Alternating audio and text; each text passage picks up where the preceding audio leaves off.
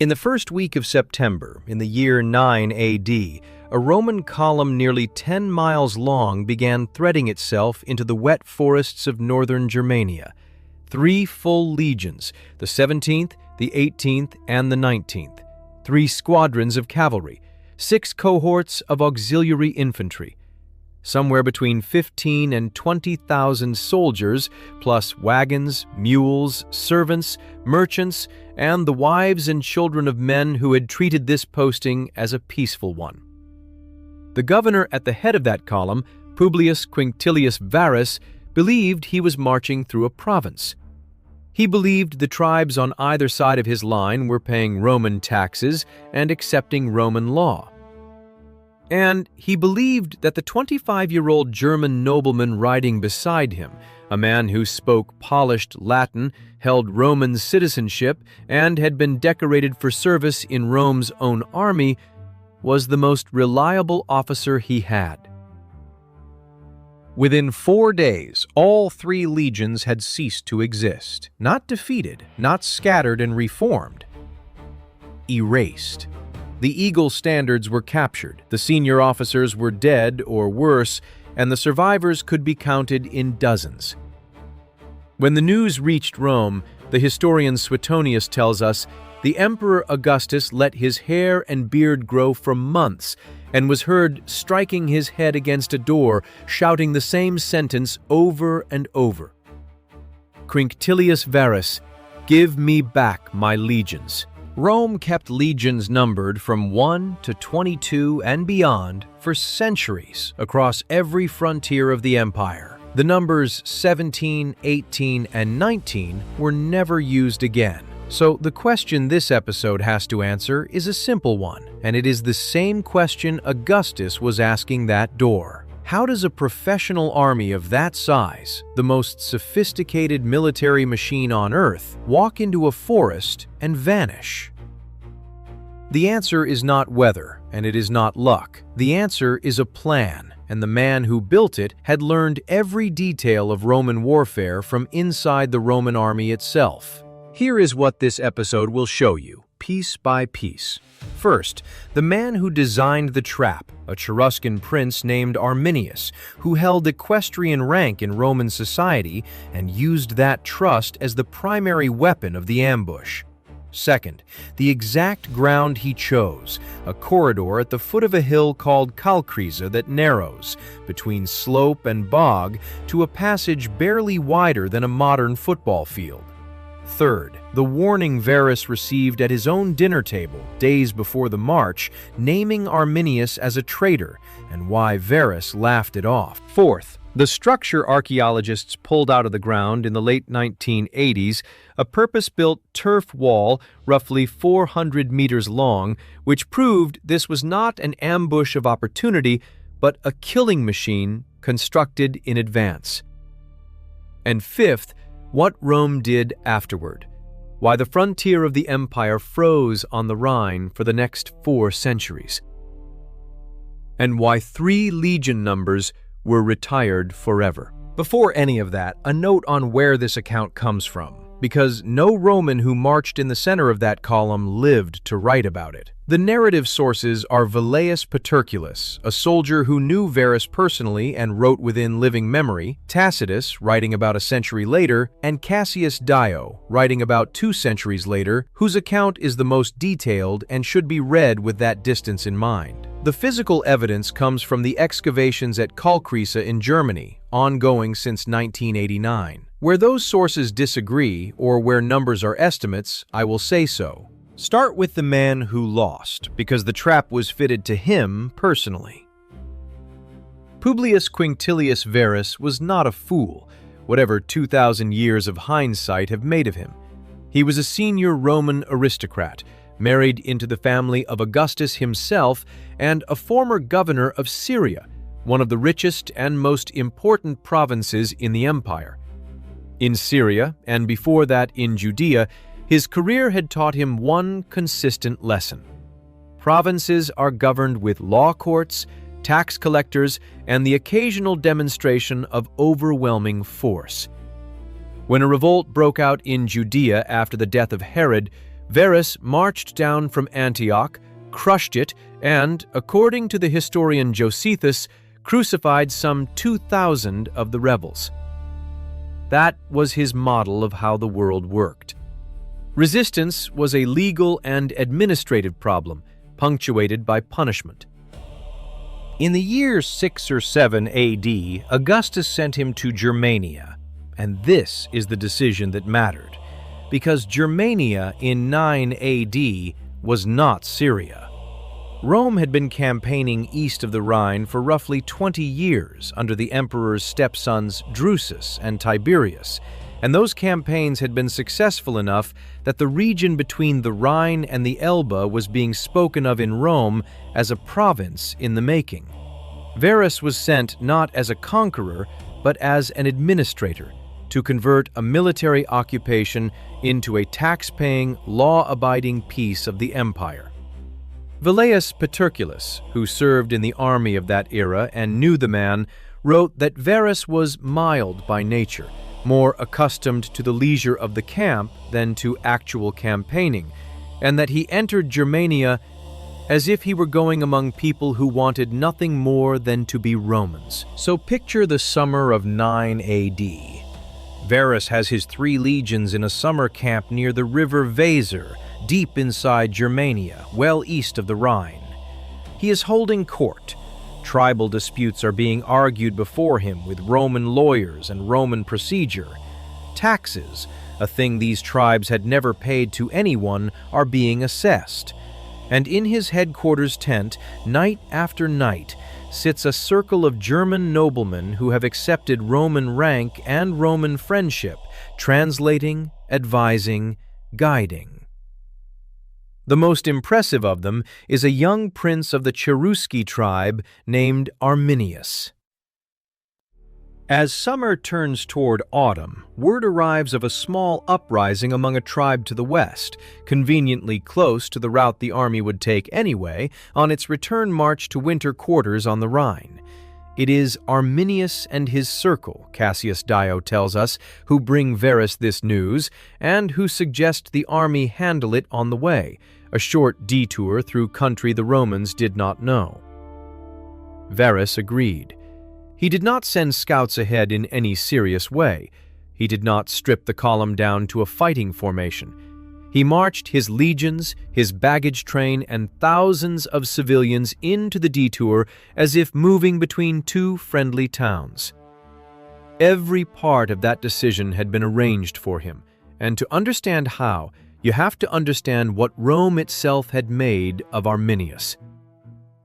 Arminius was born around 16 BC, the son of Segimerus, a war chief of the Cherusci. As part of Rome's standard method for digesting frontier peoples, he was sent as a young man into Roman service, likely as a hostage for his tribe's good behavior first, then as a commander of Cheruscan auxiliary cavalry fighting for Rome, probably in the brutal Pannonian campaigns. Rome rewarded him the way Rome rewarded useful barbarians. He received citizenship, he received equestrian rank, the second tier of the entire Roman aristocracy, a status most freeborn Italians would never touch. He learned Latin, Roman staff procedure, Roman logistics, and, most importantly, the Roman order of march, how a legionary column moves, how long it stretches, where the baggage sits, how quickly it can shake itself out of marching order and into a battle line, and under what conditions it cannot do that at all. That last item is the entire key to Teutoburg. A legion in open ground, formed for battle, was close to unbeatable by any tribal force in Europe, and Arminius knew this from personal experience on the winning side. The tribes had lost to formed legions for 20 years, so his plan begins with a negative insight. Never let the legions form. Keep them in column, in constricted ground, strung out over miles, where their discipline, their engineering, and their artillery mean nothing, and where a mile of marching men can be attacked at a point of the attacker's choosing by warriors who then melt back into the trees. To get a Roman army into that position, though, someone has to steer it there, and the only people Varus would follow into unmapped country were his trusted German advisors. The trust was the weapon. Arminius spent the summer of 9 AD doing two things at once: sitting at Varus's table as his most valued local officer and riding out to the chiefs of the Cherusci, the Marsi, the Bructeri, and the Chatti, welding together a coalition of tribes that had spent generations fighting each other, united now by Roman taxation and the Roman rods and axes being set up over free Germans. And Varus was warned. This is the detail that turns the story from tragedy into something sharper.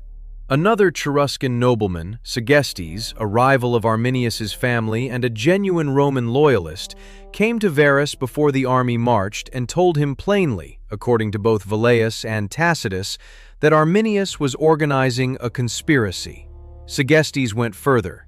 He proposed that Varus arrest Arminius, arrest him, Segestes, and arrest the other leading chiefs on the spot, and let the plot collapse while its leaders sat in chains.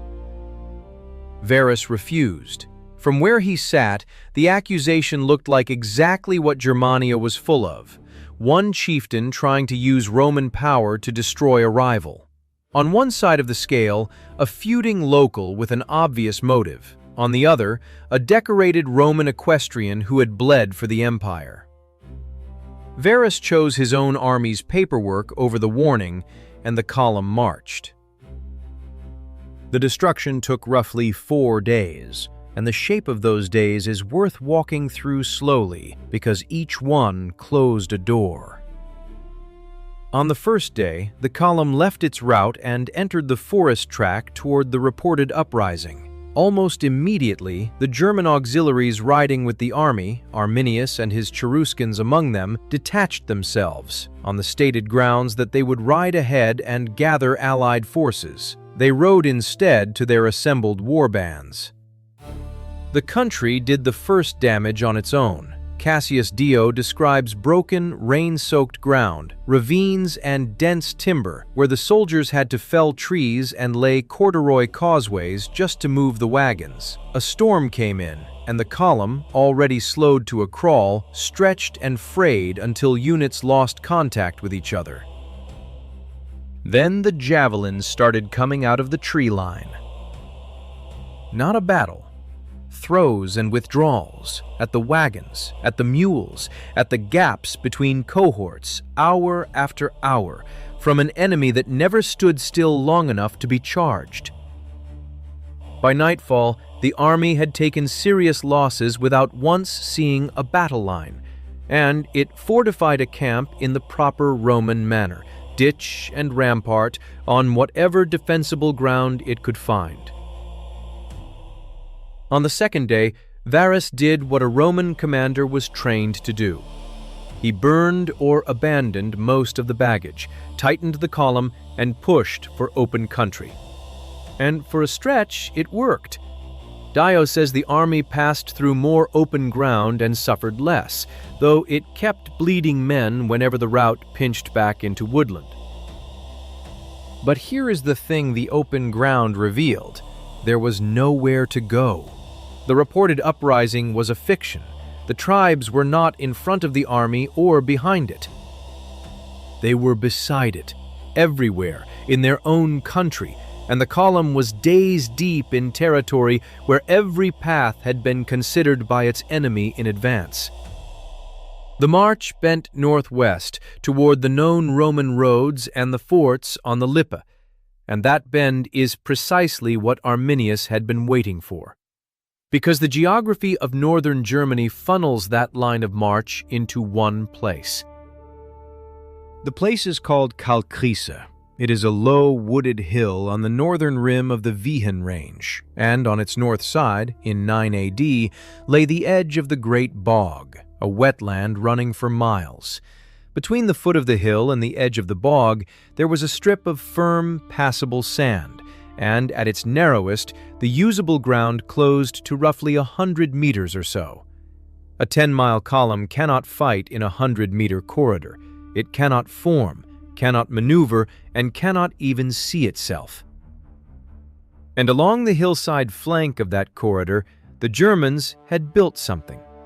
Excavators working the site since 1989 have traced a turf and sand rampart running for hundreds of meters along the slope, with evidence of a palisade line built before the battle, positioned so that warriors standing behind it could throw down into the passage at close range while remaining protected from anything thrown back. Read that plainly.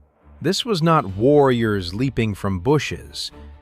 This was a prepared fortification, sited on surveyed ground, waiting for an army that was being steered into it.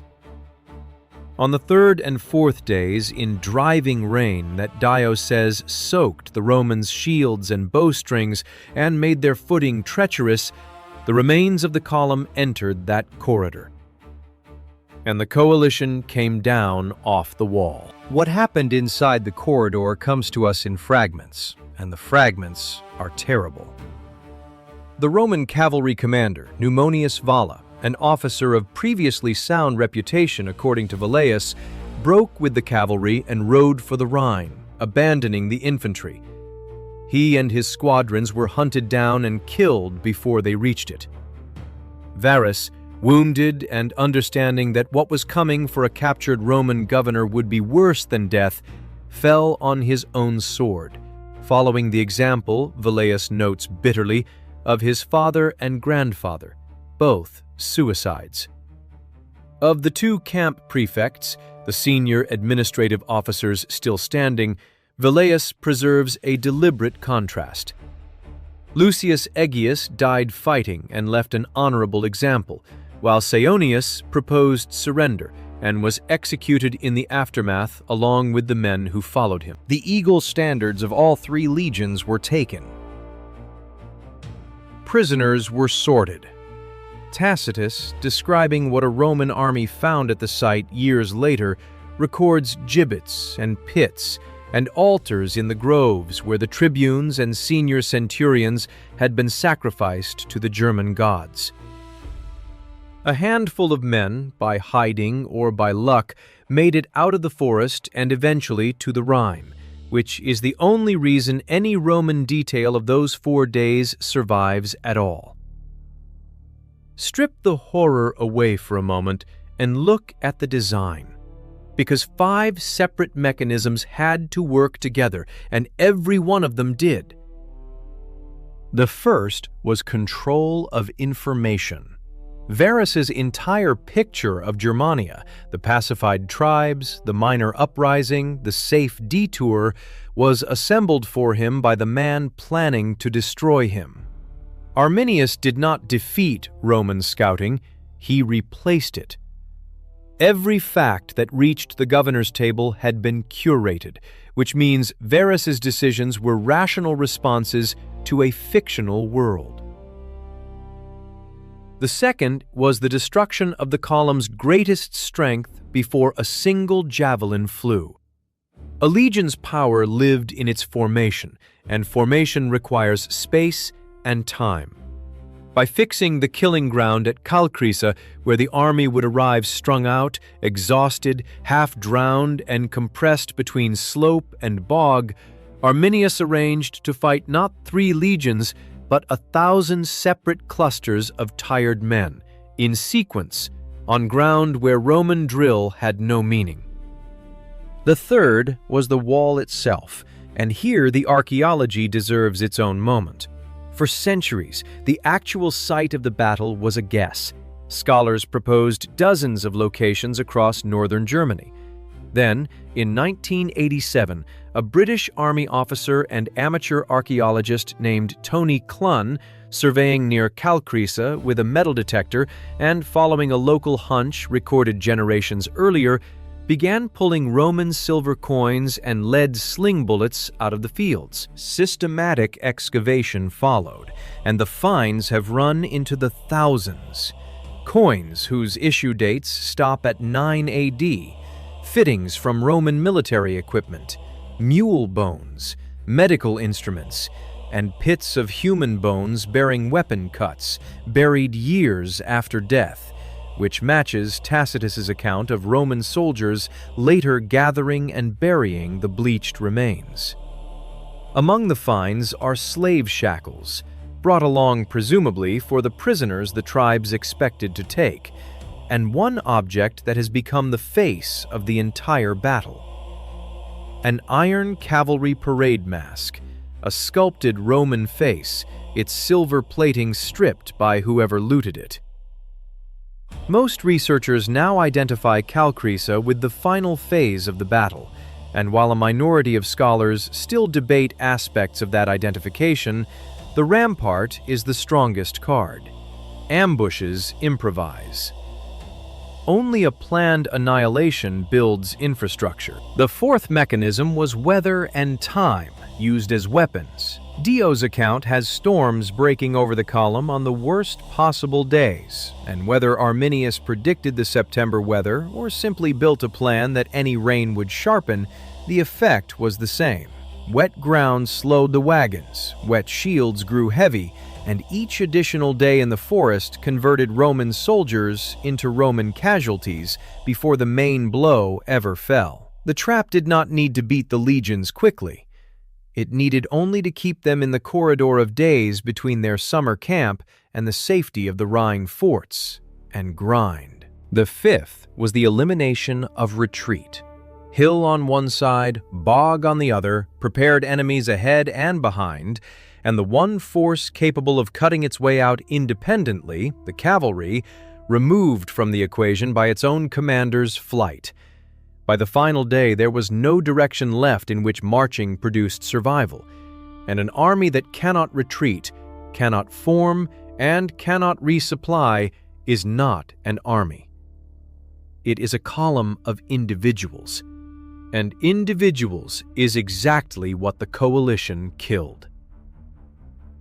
There is one more layer, the one Rome felt for 400 years. When the news arrived, Augustus did not merely mourn. According to Suetonius, he dismissed his personal German bodyguard from the city and posted watches against an uprising, because for a moment, Rome genuinely feared the tribes would cross the Rhine. They did not, but something larger had broken.